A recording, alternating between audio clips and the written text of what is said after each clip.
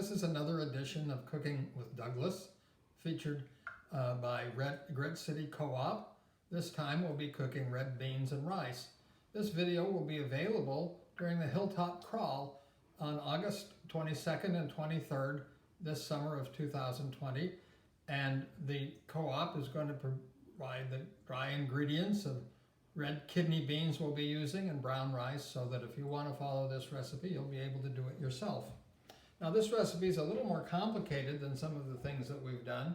That's compensated, I think, by the fact that the bulk ingredients are very inexpensive. Now, the red beans in our recipe are going to be 1 pound, and that's a little more than 2 cups. You can see that we have that much measured in this cup. Red beans are an agricultural product, so there may be some stones or dirt in them when you get them in bulk, and you need to sort through and make sure that those are removed and remove any broken or chipped beans so that you have sound ones. That's all there is to it, though.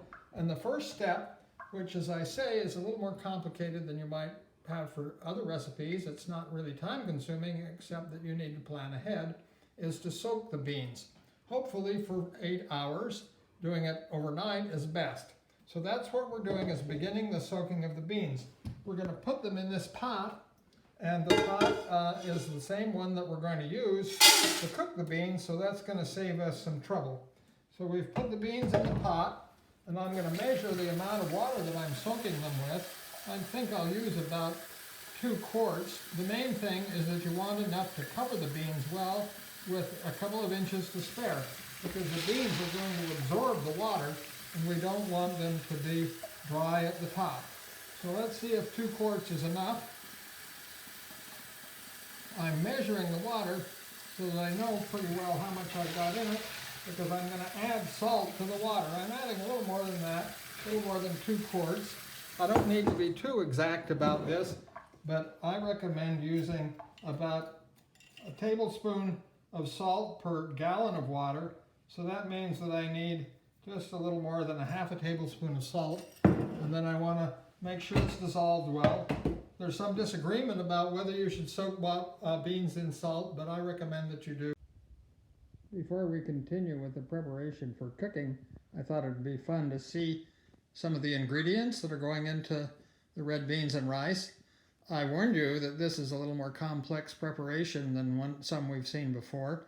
We're talking about a vegetarian preparation here. It would be possible to add andouille sausage, and that would provide a lot of flavor, but we're trying to serve our vegan and vegetarian constituency, so we have a lot of spices and herbs that are going to provide flavor in the absence of any of that flavored sausage. So what we have here that's going to go into it are celery and green pepper, an onion and garlic, and there's black pepper and cayenne. The red powder is smoked paprika. I'll talk about that a little bit. And the herbs we have include bay leaf and parsley and thyme and oregano. You can see that these are fresh versions of those herbs. The recipe calls for dried versions. Well, we're ready to cook. I'm going to pour the water off from the beans, drain the water off. I have a strainer here to hold the beans. I'm going to just set them aside for a while we cook the other ingredients. I'm using olive oil. You could use another vegetable oil. So I got the bottom of the pot pretty well covered with oil. And now I'm going to put in the vegetables that need sautéing the most. Now, I want to just give you a little clue about this. You can imagine, if you think about it, which of the vegetables need the most sautéing, because they're the kind of hardest and crunchiest, and that would be the celery and the onions. So they're the ones that are going in first. Notice that I've chopped them up and diced them up pretty fine. And I'm also going to add the garlic. Now I've got this at medium high, and it's going to go here for maybe 10 minutes, enough to brown the onions and the celery well. I'll add the garlic as well. I've got some little onions that I took from my garden just for fun. Don't worry about the details of those. They're just some little pearl onions that I was ready to harvest from my garden, so I've added them as well. Now, all of this illustrates something I want to emphasize.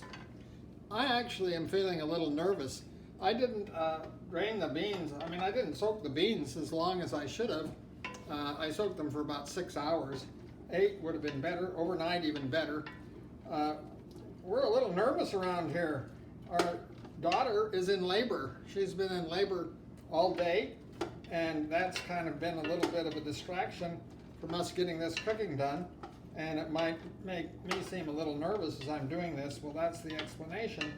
But the reason that I mention this is because cooking doesn't have to be really precise. I mean, when you learn to cook, you learn what really matters to be very precise, what has to be done exactly right, and what can be done sort of as things permit.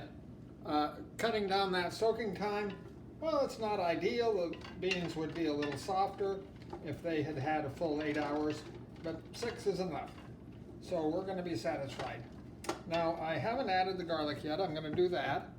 And as this stuff is sauteing, that's the word for it, as it goes in this olive oil and gets heated up and gets browned, I'll be stirring it some. And you don't need to watch the whole process. We'll come back in a few minutes. It'll be about 10 minutes of sauteing here, and we'll come back at the end of it. Okay, well, we've been browning these vegetables. Actually, if you look in here, you'll see that one of the ingredients I had forgotten to add till I turned around and saw the green pepper needed to go in. So, again, just think about these ingredients. If they're kind of crunchy and need some heat to heat up and to get brown, those are the ones that we initially put in the olive oil and have browned for about 10 minutes. And now what we're going to do is put in the dried spices. And the idea with them really is just to get them completely in contact with all the vegetables. So here first I'm putting in, oh, this is the hot stuff. I'm putting in a teaspoon of cayenne. Whoa, that's the hot stuff. Speaking of hot, I'm going to put in a tablespoon of Hot Babe. This is a hot sauce that I got at the farmer's market. Well, where's my tablespoon? I'll use this. Again, I'm not worried about being too accurate. This is going to heat this baby up. Okay, this is all what's going to be Cajun about it. Don't get the idea that I'm any kind of expert on Cajun cooking. I'm a Westerner, not a Southerner, but we're going by the recipes and trying to learn how to cook here. So this is the smoked paprika. That's a crucial ingredient that's going to give us the flavor that perhaps andouille sausage would provide. I hadn't ever used smoked paprika before, so I looked up what it is. Paprika is actually ground up pimento, which is a kind of pepper, and smoked paprika, they actually sort of char, they heat up the paprika pods, basically char them, so that makes for smoked paprika. Now I'm putting in bay leaf too. If I were using dried thyme, dried oregano, I would put it in now too. Any kind of dried herbs should go in now. And we're really not trying to cook them that much. We're just trying to get them fully coated with the rest of the vegetables and the olive oil. Well, what about the black pepper? We better put that in. Here's the black pepper. A teaspoon of that is what the recipe calls for. That'll spice things up. And I'm just about to put the red beans back in.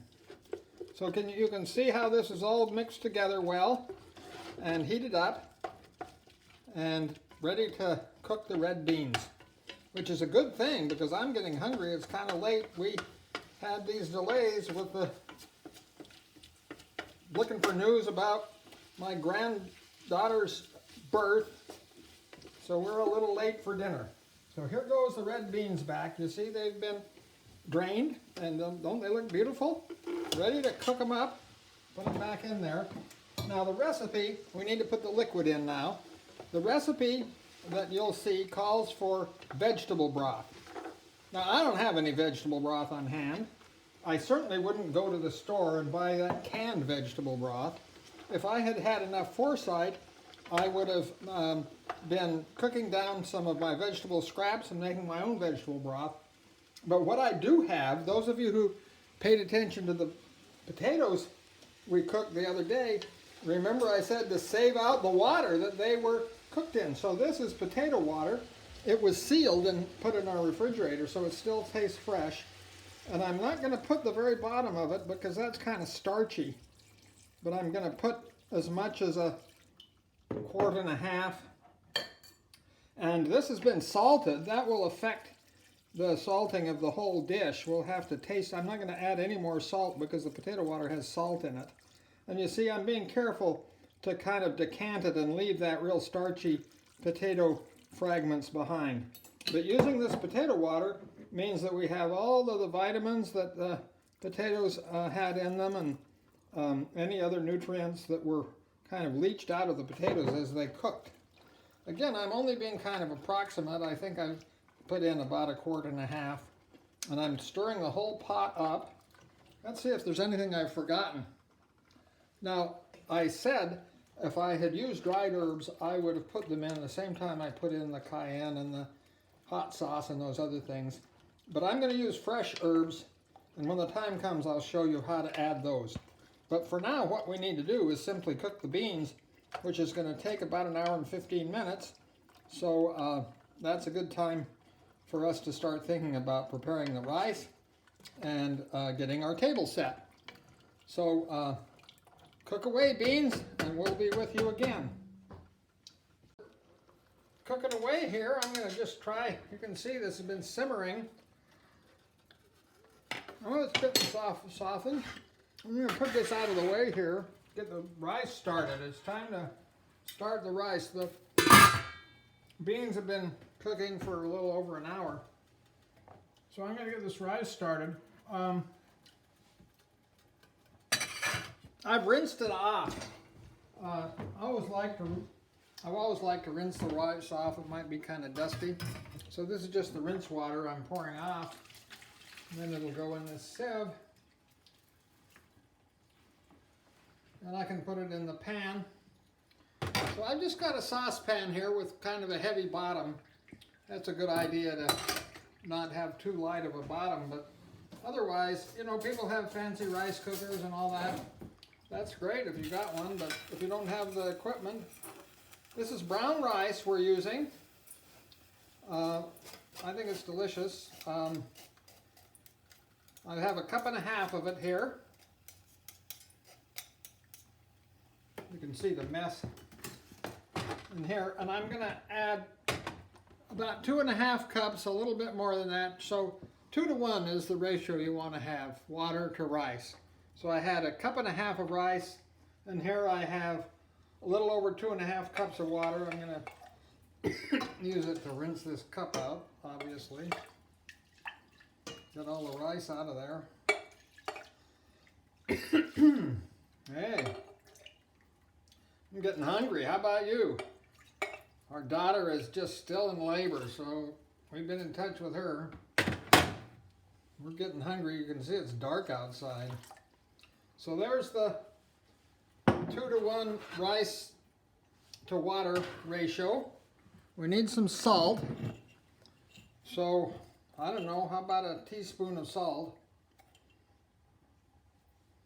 And we like to put a little bit of oil in the rice just to give it a little bit of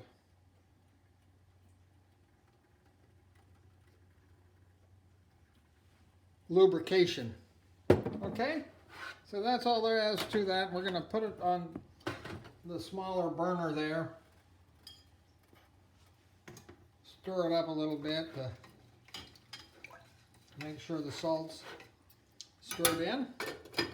And we'll put it on here, and it'll take about 40 minutes. And by then, our rice and beans will be ready, so I'll put them back on the stove to simmer here on the big burner.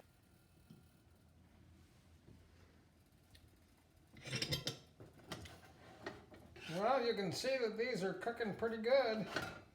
And I'm engaging the step that everyone insists on, all the recipes insist on, is the final preparation, is to mash up some substantial part of the beans and return them so that the whole has a kind of creamy texture. So some recommend using a food processor, which is a pretty elaborate thing and do a better, more thorough job, but others just say, well, smash them against the side of the pan. That seems like a good way to me, you know. Those New Orleans cooks through the centuries didn't have food processors, so they made do. Now I want to talk, as I'm finishing this, I want to talk a little about ingredients. So the main ingredients for rice and beans are rice and beans. And if you'll remember, we're going to provide the amount of rice and beans that go into this recipe for people who come to the Grit City Co-op booth in the Hilltop Crawl. So that'll be great. But as you also saw, this recipe has a number of other ingredients which make it not just beans and rice, which wouldn't be as interesting. The celery and the green or bell peppers, people know them as bell peppers, are pretty familiar, and it would be easy for you to get what's needed there. Just one bell pepper in this recipe and 3 ribs of celery we used. The most exotic ingredient is that smoked paprika, and that's what is going to give it the essential kind of Cajun flavor. As I say, that's kind of an exotic ingredient, but I think you can find it at about any store that has bulk spices. So the Grit City Co-op certainly plans to do that when we get our own storefront, but other co-ops or kind of natural food sections that have bulk spices, that's a place you can probably find that smoked paprika. The other things are mostly herbs and spices that you might have in your cabinet. I hope you would. But I want to say a final thing about the herbs that I'm using. I'm just about to add them. I get this a little bit more smashed up, the creamy part, and I'll put it back in. So what I'm adding here is thyme, fresh thyme, which I had in my garden, and I'm going to mix it all up good. And then here is fresh oregano, and again I'm really mixing it up good. Now the reason that we waited till now to add these was because the fresh herbs are aromatic and have aromatic compounds that would be pretty much lost if we added them earlier. This is chopped parsley, as the recipe calls for. And the recipe actually calls, you might see, for putting this in at the end for that very reason. See, the creamy beans are going in here. So let me just talk about fresh herbs by contrast to dried herbs. Of course, dried herbs are easy to get in dried form from a spice section. I don't recommend buying fresh herbs. They're very expensive and not worth it. But what I do recommend is if you have any temptation to do any gardening and you don't have room to do anything fancier, the most rewarding thing to do in gardening is to have herbs in a pot. It's very easy to grow things like oregano and thyme and parsley in pots. And you don't need much room. You just need a pot for each one, and put it on your sill. And then you can have fresh herbs. And they're very rewarding to put in salads. I'm not sure that it's quite worth it to have them in a dish like this, but it means they're ready to hand. If you always have them in a pot, then you can just go snip some off and prepare them and put them in.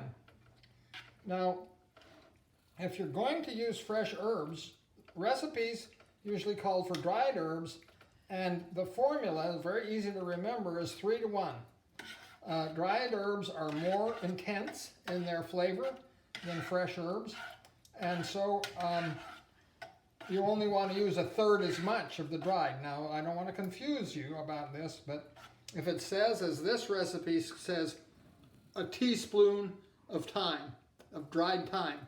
So I put in 3 teaspoons of fresh thyme. So that 3 to 1 ratio is easy to remember, and that's what you should do if you're using fresh herbs by comparison to dried herbs. Now I've smashed up quite a bit of this, and it has a nice thick consistency, and I'm just going to give it a few minutes for these herbs I've just put in to kind of cook down a little bit and distribute their flavor around. Boy, this is starting to smell really good. So we're just about to sit down and eat it, and I'm glad we are, because it's dark outside. It's been a late night getting this thing done. Our daughter is still in labor, so we've had plenty to be thinking about and keeping us awake, but we're going to end up having a late supper here. But I think it will be delicious and well worth it. I'm just about to serve, but I'm going to just let this simmer another minute or two. Should we check our rice? Let's see how our rice looks. Fluffy enough? Again, a lot of people have fancy rice cookers or do things in a different way, but just a saucepan will work if that's what you have. Whenever you cook a stew, a gravy, red beans and rice, you want to check the seasoning.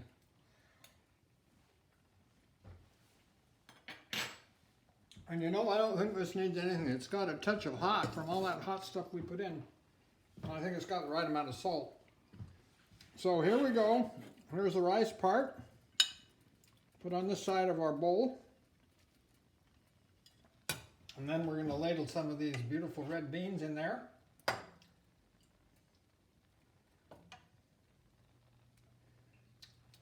And we're going to garnish it with a little of the parsley I saved out, and a little bit of fresh green onion. And we're going to be ready to have the closest thing to New Orleans that Tacoma, Washington can provide, courtesy of Grit City Co-op. I hope you give this a try. So, bon appetit, as they say.